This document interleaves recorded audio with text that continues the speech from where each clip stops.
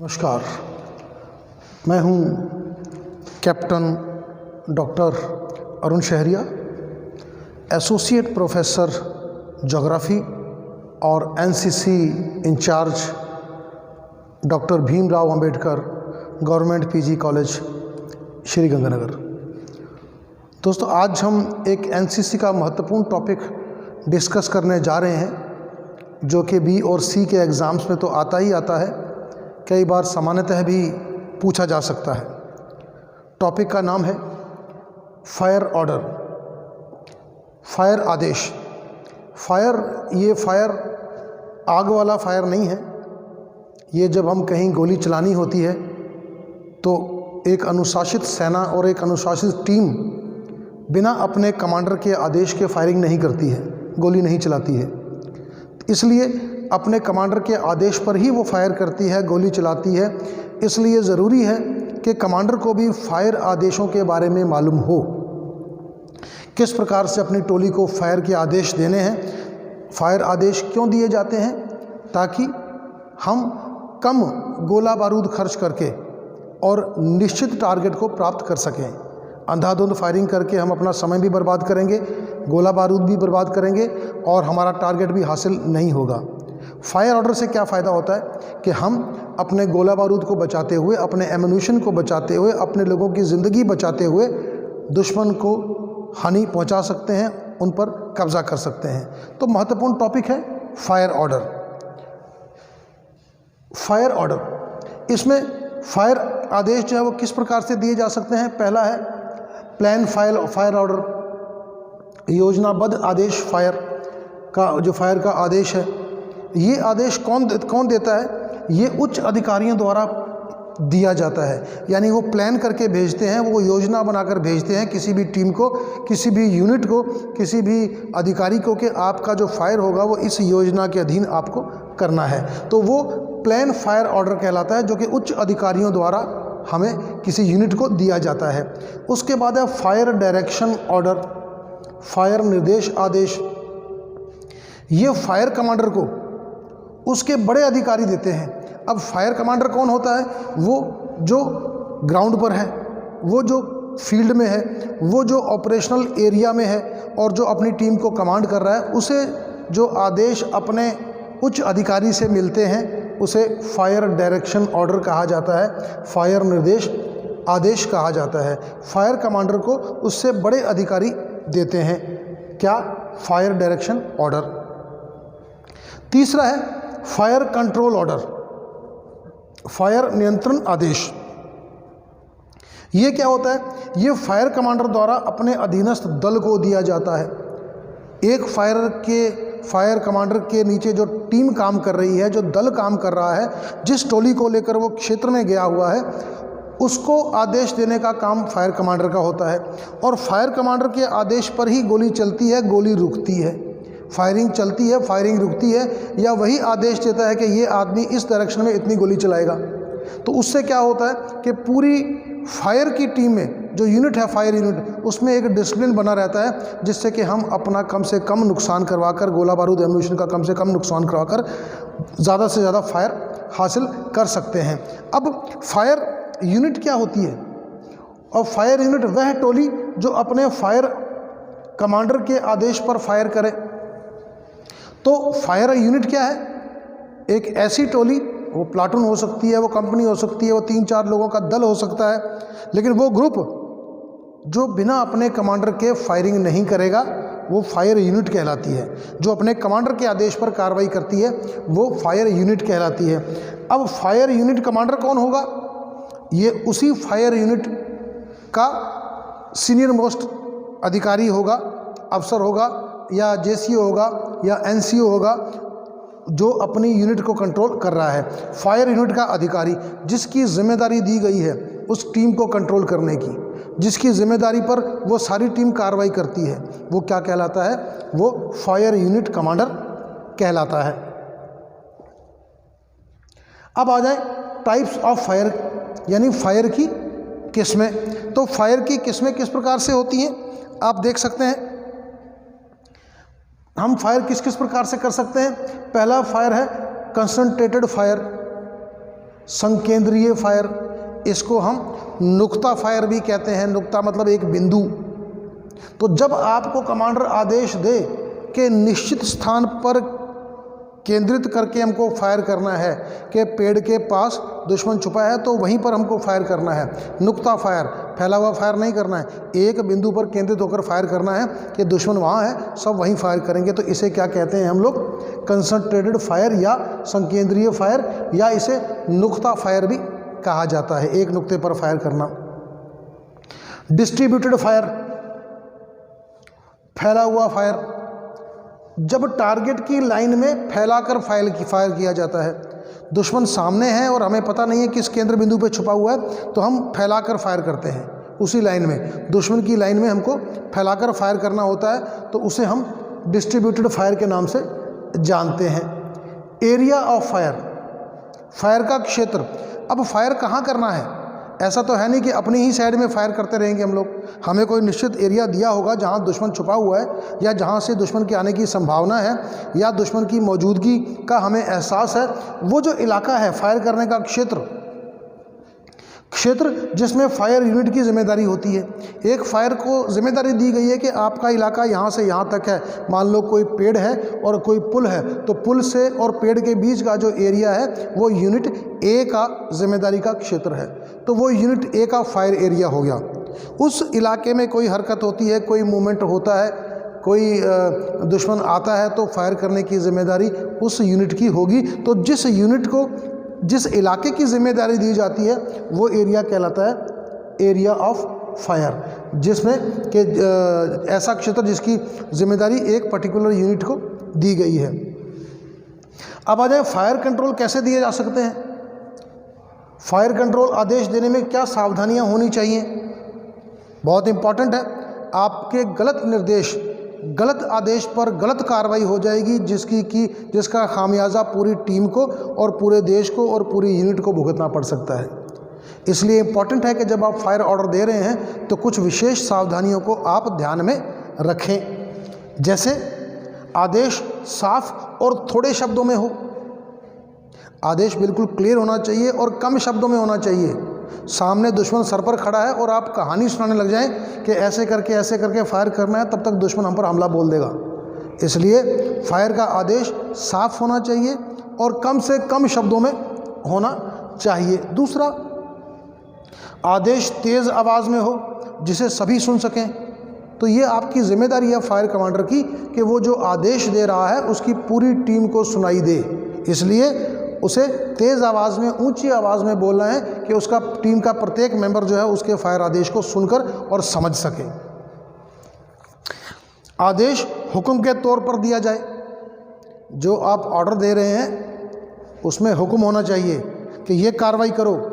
इसमें निवेदन नहीं होना चाहिए कि आप लोग ये कार्रवाई कर सकते हैं ना, आपको आदेश देना है, आपको हुक्म देना है कि ये कार्रवाई करो, तभी वो कार्रवाई तुरंत होगी। अगर आपने निवेदन किया और अगर आपने कोई रिक्वेस्टिव वे में किया तो वो आदेश नहीं माना जाएगा, वो उसमें डिले हो जाएगा कार्रवाई में। तो कार्रवाई को तुरंत करने के लिए आपको कार्रवाई को आदेश या बतौर हुक्म देना चाहिए, कि हुक्म के तरीके में देना चाहिए कि ये कार्रवाई की जानी चाहिए। फिर आदेश एक एक करके दें ताकि सही कार्रवाई हो सके।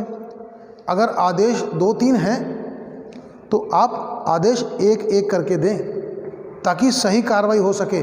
अगर सारे आदेश हम एक ही समय में दे देंगे तो हमारी टोली कंफ्यूज हो सकती है, सुनने में दिक्कत आ सकती है, समझने में दिक्कत आ सकती है, बहुत से आदेशों की कार्रवाई को एग्जीक्यूट करने में प्रॉब्लम आ सकती है। तो आदेश कैसे होने चाहिए, एक एक करके दिए जाएं ताकि कार्रवाई स्टेप बाय स्टेप की जा सके। आदेश बोलने का क्रम बड़ा इंपॉर्टेंट है, बी और सी के एग्ज़ाम में ये आता ही आता है कि फायर आदेश का क्रम क्या रहेगा। तो एक शब्द याद करें आप, ग्रिट, GRIT। ग्रिट जो है, अगर आप उस क्रम से आदेश देते हैं तो वो सबसे ज़्यादा सफल आदेश माना जाता है। ग्रिट, जैसे G का मतलब ग्रुप, ग्रुप का मतलब है कि आप किस ग्रुप को टारगेट दे रहे हो, LMG ग्रुप को दे रहे हो, SLR वाले को दे रहे हो, या किसी और ग्रुप को दे रहे हो, आप उस A टीम को दे रहे हो, B टीम को दे रहे हो, वहाँ तो कई टीमें हैं, तो कौन सी टीम कार्रवाई करेगी, जिस टीम का नाम आप बताओगे, जिस ग्रुप का नाम आप बताओगे कि LMG ग्रुप ये काम करे, तो ग्रुप का नाम सबसे पहले आप लें ताकि वो ग्रुप अलर्ट हो जाए और आपकी बात को ध्यान से सुने। रेंज, आपको रेंज बतानी है कि आपको दुश्मन जो है वो कितनी रेंज में है, वो 500 मीटर में है, 400 मीटर में है, आपकी रेंज में है कि नहीं है। दुश्मन अभी कई सौ मीटर दूर है, आपके हथियार की इतनी रेंज नहीं है, आप आदेश दे दो फायर का, दुश्मन हम तक पहुंचा नहीं, आपने फायर करके सारी गोलियां खराब कर दी, तो संकट आ जाएगा।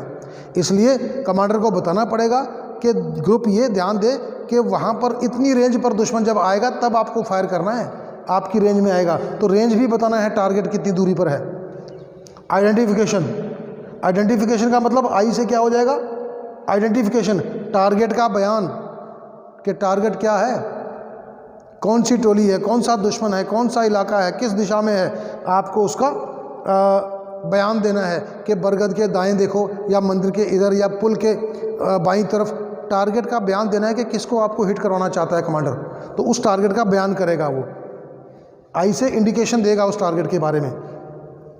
T, type of fire, commander को ये भी आदेश देना पड़ेगा कि जिस ग्रुप को वो आदेश दे रहा है वो सिंगल शॉट में फायर करे या ब्रस्ट फायर करे, तो आपको क्लियरली बताना पड़ेगा कि फलाना ग्रुप जो है दुश्मन इतनी रेंज पर है और इस डायरेक्शन में है, इंडिकेशन उसका ये है कि पुल के दाहिने ओर है और ये ग्रुप जो है वो ब्रस्ट फायर करेगा। तो आप अगर ग्रिड को ध्यान में रखते हो तो आपका फायर आदेश एकदम क्लियर हो जाएगा। इसीलिए कहते हैं कि जो आदेश बोलने का क्रम है उसमें आपको ग्रिड को ध्यान में रखना चाहिए। ग्रुप, रेंज, आइडेंटिफिकेशन, इंडिकेशन और टाइप ऑफ फायर, ये चारों अगर आप क्रम से बोलेंगे तो आपके ग्रुप को आपकी बात समझने में बहुत ज़्यादा आसानी रहेगी। अब आए फायर नियंत्रण आदेश की किस्में। अब जब आप फायर कंट्रोल ऑर्डर देते हो तो उसके कुछ प्रकार होते हैं। किस प्रकार से कर सकते हैं हम लोग? मुख्यतः 4 प्रकार होते हैं। पहला, तैयारी का फायर, प्रिपरेटरी फायर, यानी इसका ऑर्डर कैसे दोगे आप? दुश्मन की हरकत नज़र आने पर आप ये आदेश देंगे तैयारी का फायर, तैयारी कर ली, दुश्मन की हरकत आपको नज़र आ रही है, अब आप आदेश देंगे नंबर 1 सेक्शन, सामने देख 800 मीटर, हुक्म का इंतज़ार, आप तैयारी कर लो और मेरे हुक्म का इंतज़ार करो। तैयारी का फायर कि दुश्मन कहाँ है, 800 मीटर पर है, सामने देखो। सेक्शन 1 विशेष तौर पे आपको ऑर्डर मिला है। सेक्शन 1 सामने देखेगा, 800 मीटर पर दुश्मन, हुक्म का इंतज़ार, तो आप तैयारी करके रखो, जैसे ही आपको हुक्म मिलेगा तभी आप फायर कर सकते हो। तो इसे हम कहते हैं तैयारी का फायर। दूसरा, पूरा fire order, full fire order. ये क्या होता है कि पूरे फायर का आदेश कब दिया जाता है? जब दुश्मन रेंज में हो, दुश्मन हमारी रेंज में आ गया तो अब आप आदेश दे सकते हैं। जैसे LMG, ये LMG क्या है? ग्रुप, LMG ग्रुप 500 मीटर, आधा दाएं पेड़ के पास दुश्मन, आधा दाएं पेड़ के पास दुश्मन, ब्रस्ट फायर, एकदम से ब्रस्ट फायर कर दें, और इसको हम कहते हैं फुल फायर ऑर्डर, कि आप ब्रस्ट फायर करें और दुश्मन पेड़ के पास है, इधर उधर भागने ना दे, वहीं उसको नस्तो नाबूद कर दें। तो ये पूरा फायर आदेश कहलाता है। तीसरा क्या है? मौके का फायर। मौके का फायर क्या है? अपॉर्चुनिटी फायर, जब दुश्मन छिपा हो और दिखाई ना दे, दुश्मन कहीं इधर उधर छुप गया है और दिखाई नहीं दे रहा है, लेकिन हमें मालूम है कि दुश्मन इन खड्डों में, इन झाड़ियों में, इन पेड़ों के पीछे छुपा हुआ है, ऐसे में हम क्या ऑर्डर देंगे? मौके का फायर। मौके का फायर में क्या आदेश देंगे? जैसे सेक्शन 1 400 मीटर, दुश्मन टूटी फूटी जगह में छिपा है, जिसे दिखे फायर करेगा, मौके का फायर है। यानी हमने आदेश दे दिया कि दुश्मन जो है वो 400 मीटर पर टूटी फूटी ज़मीन और जगह पर छुपा हुआ है, जिसको दुश्मन दिखेगा फायर करेगा, मौके का फायर, जिसको मौका मिलेगा फायर करेगा। तो इसे हम कहते हैं मौके का फायर। और लास्ट में है सूक्ष्म फायर, ब्रीफ फायर। जब दुश्मन दाएं बाएं भागे या हमला करे तो हमें ये आदेश देना पड़ता है कि LMG साइड डाउन, दाएं बाएं दुश्मन फायर। तो LMG ग्रुप को निर्देश दे दिया कि दाएं बाएं दुश्मन है और आप फायर करो, बिल्कुल नज़दीक आ चुका है, दाएं बाएं से हमला कर रहा है, पास आने वाला है, तो उसको रोकने के लिए हमको सूक्ष्म फायर, ब्रीफ फायर करना पड़ेगा कि दुश्मन दाएं बाएं से हमला कर रहा है, दाएं बाएं दुश्मन फायर। तो फायर नियंत्रण आदेश की किस्में कितनी हैं? 4 हैं। तैयारी का फायर, पूरा फायर, मौके का फायर और सूक्ष्म फायर। ये फायर नियंत्रण की किस्में हैं। आदेश बोलने का क्रम क्या होना चाहिए? ग्रिड, ग्रुप, रेंज, इंडिकेशन और टाइप ऑफ फायर। फिर टाइप ऑफ फायर की किस्में क्या है? Concentrated fire, distributed fire, area of fire आपको बताया था। फायर कंट्रोल देने में सावधानियां क्या होनी चाहिए वो भी आपको बताया था। प्लान फायर क्या होता है? जो ऊपर से आदेश हमको मिलते हैं किस तरह से फायर करना है। फायर डायरेक्शन क्या है? जो फायर कमांडर, जो ग्राउंड पे कमांडर है, उसको उसके उच्च अधिकारी आदेश देते हैं, वो है। और फायर कंट्रोल ऑर्डर क्या होता है? जो फायर कमांडर जो वहाँ पर मौजूद है वो जो आदेश देता है उसे फायर कंट्रोल ऑर्डर कहते हैं। फायर यूनिट वो दल जो फायरिंग करता है, और फायर यूनिट कमांडर वो जो उस यूनिट को कंट्रोल करता है।